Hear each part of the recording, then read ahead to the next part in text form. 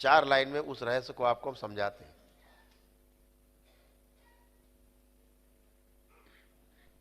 कभी ध्यान से सुनना, जब हम बोलते हैं, ध्यान दिया अगर आपने होगा, कोई ज्यादा ध्यान देने वाला होगा तो जब मैं बोलता हूं कि इनके 27 जन्मों के जो कर्म भोग है, कर्म बंधन है, वो निष्क्रिय कर दिए जाए। मैं कभी नष्ट कर दिया जाए इस शब्द का प्रयोग नहीं करता, निष्क्रिय कर दिए जाए आजीवन के लिए। सुना है आपने? मैं कभी नहीं बोलता कि इनके कर्म भोग कर्म बंधन नष्ट कर दिए जाए।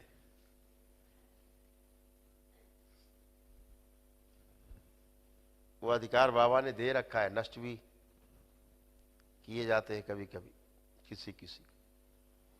लेकिन अगर वो नष्ट करने की ताकत अगर किसी में है, तो बाबा द्वारा दी जाने वाली इस दीक्षा के बाद जो आप मंत्र जाप करोगे ना, इसी से आपके कर्म भोग कर्म बंधन नष्ट होते हैं।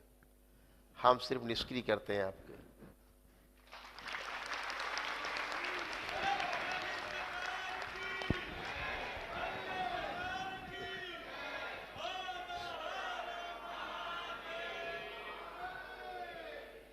आपकी साधना, आपकी आराधना, आपका जप तप, यही आपके कर्म भोग और कर्म बंधन को नष्ट करता है। दरबार जब आपकी स्मृतियां नष्ट कर सकता है खराब, तो कर्म भोग कर्म बंधन नष्ट करने में कोई दिक्कत नहीं।